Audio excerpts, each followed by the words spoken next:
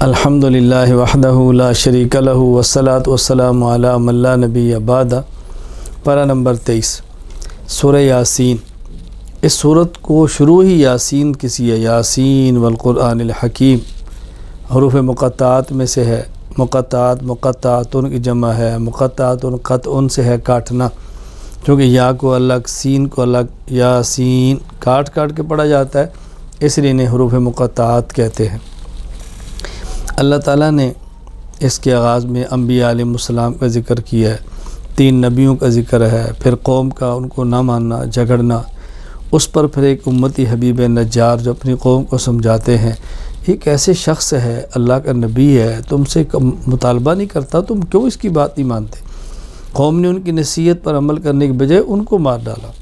خیر، اللہ تعالیٰ نے ان کو جنت عطا فرمائی، ان کی حسرت کا ذکر کیا، کاش اس قوم کو میرے اس مقام کا پتہ چلے جو اللہ تعالیٰ نے مجھے عطا فرمایا ہے۔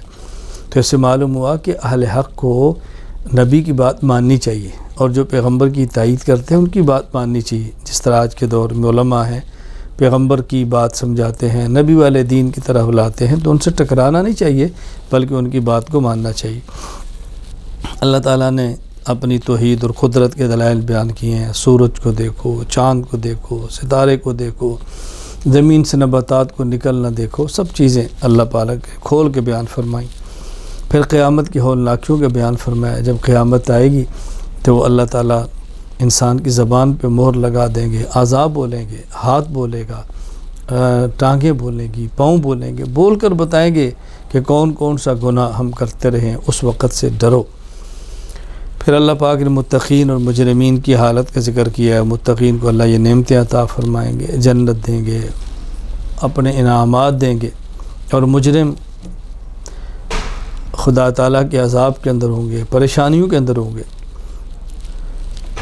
مومنین اور مجرمین کو الگ الگ کر دیا جائے گا۔ اللہ تعالیٰ ہمیں نیک لوگوں کی فہرست میں شامل فرمائے۔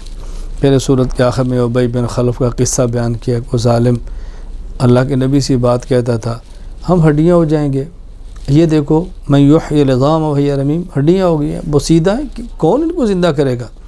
اللہ تعالیٰ نے فرمایا میرے پیغمبر ان کو سمجھاؤ، جس اللہ نے پہلے پیدا کیا وہی دوبارہ پیدا فرما دیں گے۔ اللہ کے لیے کیا مشکل ہے؟ وہ اللہ جو سبز درخت سے آگ پیدا کر سکتا ہے، کہ اس مردے کو دوبارہ زندہ نہیں کھڑا کر سکتے؟ یوں اللہ تعالیٰ نے بات کو سمجھایا۔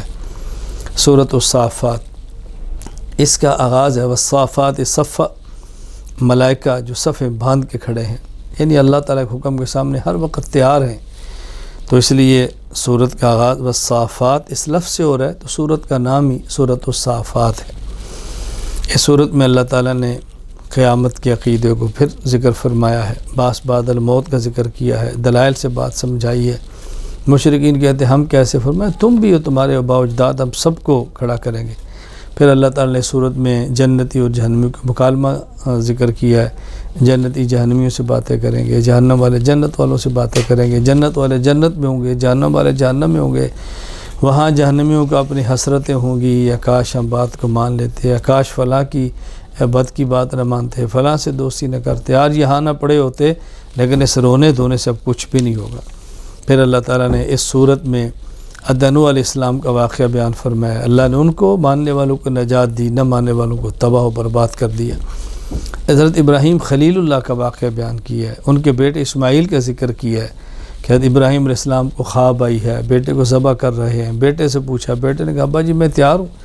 ابراہیم علیہ السلام نے اپنے بیٹے کی گردن پہ چھری چلائی ہے، اللہ نے بیٹے کو بچایا، اسماعیل علیہ السلام کو بچایا، ان کے بدلے میں جنت کا دمبا دیا، اور انعام میں اللہ تعالیٰ نے اس امتحان میں حضرت ابراہیم علیہ السلام کو کامیاب فرمایا۔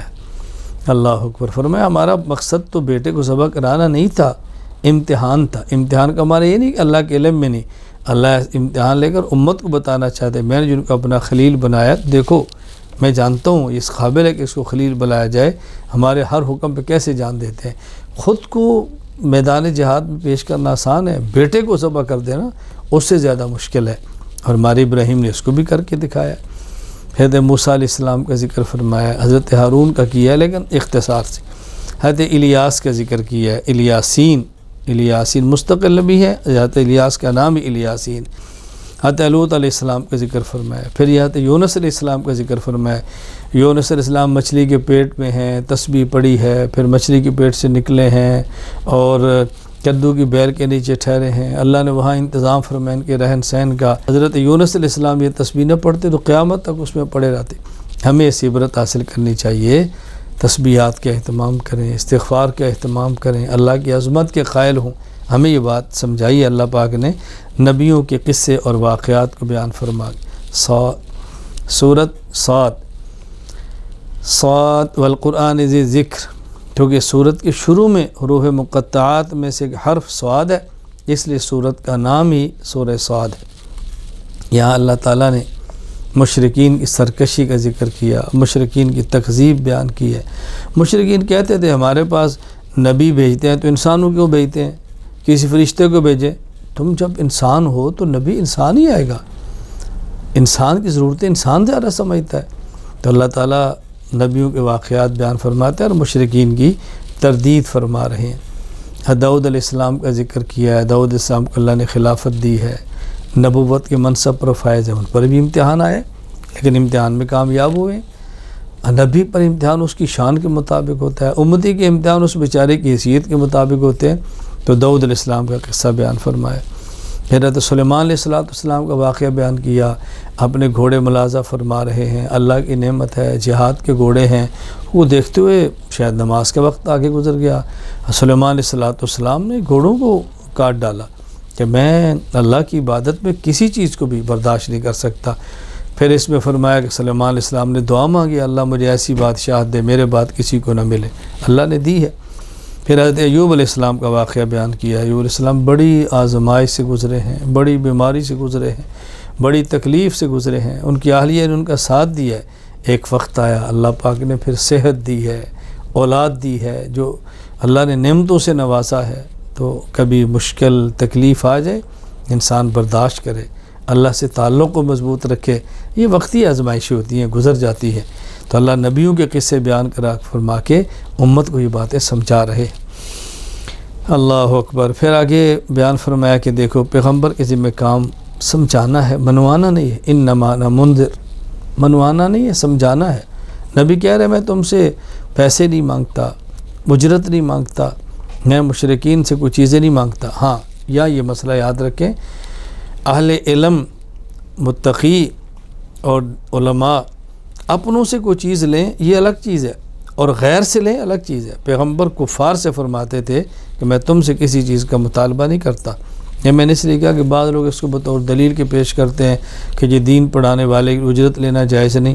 اس مسئلے کا اس آیت سے کوئی تعلق نہیں ہے۔ پیغمبر غیروں کو کہہ رہا ہے، اور آج بھی دین کا کام کرنے والے غیروں سے تو کبھی بھی نہیں کہتے کہ ہمیں کوئی چیز دے دو۔ اللہ تعالیٰ دین سمجھنے کی توفیق عطا فرمائے۔ سورۃ الزمر، اس کے آغاز میں اللہ تعالیٰ نے عقیدہ توحید کو بیان فرمایا ہے اور اس پر دلائل بیان فرمائے۔ موحد اور مشرک کی مثال اللہ نے سورت میں آخر میں بڑی وضاحت سے بیان فرمائی۔ اللہ اکبر۔ فرمایا مشرک اس غلام کی طرح ہے جس کے آقا کئی ہوں، اور مومن موحد اس غلام کی طرح جس کا مالک صرف ایک ہو۔ ایک مالک کو جا اور کئی مالک کو جا، تو مثال دے کر بات سمجھائی ہے کہ شرک سے بچو اور توحید کو اختیار کرو۔ اللہ تعالیٰ نے اس مثال کو بیان فرما کے یہاں پر پارے کا خاتمہ فرمایا ہے۔ اللہ تعالیٰ ہمیں شرک سے محفوظ رکھے اور توحید کی نعمت عطا فرمائے، باغیوں کی صفوں سے محفوظ رکھے اور اپنی اطاعت کرنے والوں میں شامل فرمائے۔ اللہ تعالیٰ تمام انبیاء پر ایمان لانے کی توفیق عطا فرمائے۔ وآخر دعوانا الحمد للہ رب العالمین۔